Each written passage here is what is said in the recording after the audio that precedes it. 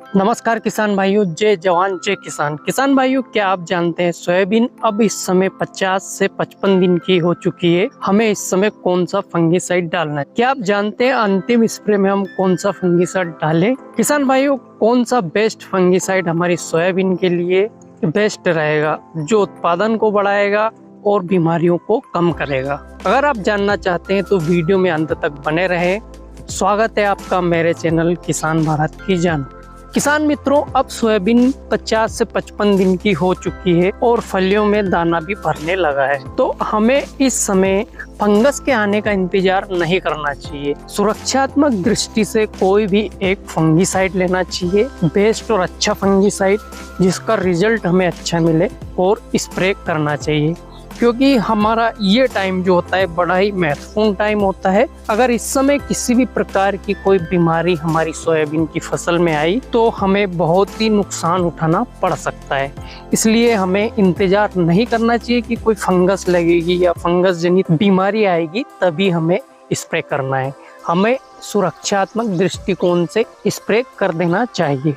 Soybean में fungus जनित विभिन्न प्रकार के रोग आते हैं जो कि हमारी फसल की उत्पादकता को बहुत ही नीचे स्तर पर ले जा सकते हैं। लगभग कई बीमारियां तो ऐसी है जो 40 से 50%, 60% तक नुकसान कर सकती है। तो इनसे बचने के लिए हमें पहले ही ऐसा स्प्रे लेना चाहिए जिससे हमारी सोयाबीन की फसल में इस तरह की फंगस जनित बीमारियां नहीं आए। क्योंकि इस समय पपड़ी आ चुकी है, सोयाबीन में दाना भरने लगा है, तो इस समय हमें विशेष सुरक्षा रखना चाहिए हमारी सोयाबीन की फसल की। तो किसान भाइयों, जैसे कि आप जानते हैं सोयाबीन में फंगस जनित विभिन्न रोग आते हैं। उनमें से कुछ है rhizoctonial aerial blight, leaf spot, stem blight, anthracnose, rust, soybean cyst nematode, root rot आदि बीमारियों से हमारी सोयाबीन पीड़ित हो सकती है। उपरोक्त बीमारी को कंट्रोल करने के लिए या उपरोक्त बीमारियां फंगस जनित बीमारियां है और ये आए ही नहीं हमारी फसल में, इसलिए हमें इन फंगस जनित बीमारियों के आने से पूर्व ही स्प्रे कर लेना चाहिए। अगर हम आने के बाद करते हैं तो कई बार ऐसा देखा गया है कि बीमारियां इतनी स्पीड से बढ़ती है कि वो कंट्रोल होने में काफ़ी समय लगता है या कंट्रोल नहीं भी होती है। इतने में हमारी जो सोयाबीन का दाना है वो छोटा रह जाएगा, फलियां अच्छे से भरेगी नहीं। तो किसान भाइयों, हमें आने का इंतजार नहीं करना चाहिए कि सोयाबीन में बीमारी आएगी तभी हम स्प्रे करेंगे। स्प्रे हमें पहले ही ले लेना चाहिए। इस वीडियो में किसान भाइयों, मैं आपको सजेस्ट करूंगा 4 प्रकार के फंगीसाइड, उनमें से किसी एक का आप प्रयोग करके अपनी फसल को सुरक्षित कर सकते हैं। इनमें से हम पहला या दूसरा तीसरा ऐसा क्रम रखेंगे, लेकिन इसका मतलब ये नहीं कि ये बेस्ट है और ये काम नहीं करेगा, ये चौथे नंबर पे ये कम काम करेगा। सभी प्रकार के जो फंगीसाइड है अच्छे से काम करेंगे। तो इसमें हम पहले नंबर पर लेते हैं किसान भाइयों टेबुकोनाजोल 10% और सल्फर 65%। ये एक अच्छा और सस्ता फंगीसाइड है।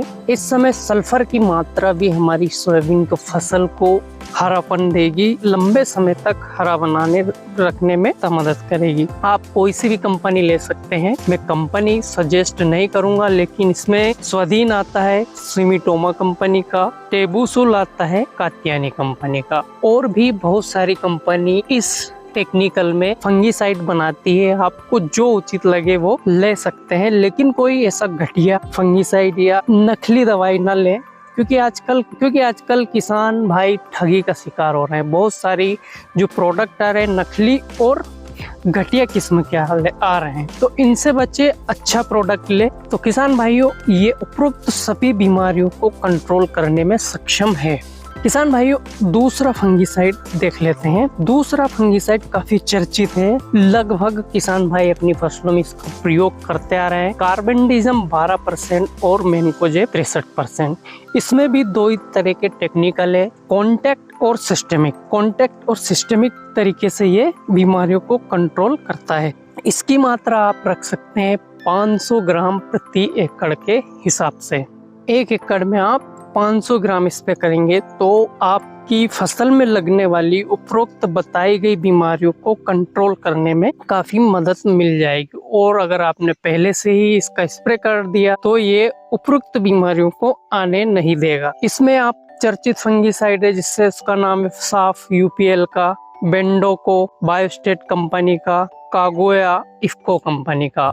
आप किसी भी कंपनी का खरीद सकते हैं, जरूरी नहीं कि जो नाम बताया गया है इसी कंपनी का आप खरीदें, दूसरी कंपनी का खरीद कर भी आप स्प्रे कर सकते हैं इसी टेक्निकल में। अब किसान भाइयों देख लेते हैं हम तीसरा फंगीसाइड। इस फंगीसाइड का टेक्निकल नेम है फ्लुक्सापाइरोक्साइड प्लस पायरोक्लोस्ट्रोबिन। इस टेक्निकल में एक चर्चित फंगीसाइड आता है, बहुत ही फेमस फंगीसाइड है। किसान भाई इसका बहुत प्रयोग करते हैं, बीएसएफ कंपनी का प्रयाक्सर। इसकी मात्रा आपको लेनी है 150 ग्राम प्रति एकड़। अगर आप 150 ग्राम प्रति एकड़ के हिसाब से इसका स्प्रे करते हैं तो ये आपकी फसल को सुरक्षा प्रदान करेगा, बीमारियों को दूर रखेगा। अब किसान भाइयों चौथा फंगीसाइड जो कि कस्टोडिया अडामा का आता है, उसका भी आप स्प्रे कर सकते हैं। उपरोक्त बताए गए फंगीसाइड को आप अगर पहले यूज कर लेते हैं तो ये आपकी फसल में बताई गई सभी बीमारियों को, फंगस जनित बीमारियों को आने नहीं देंगे। तो बेहतर होगा आप इंतजार ना करें, बीमारी आने से पहले ही इनका यूज कर लें तो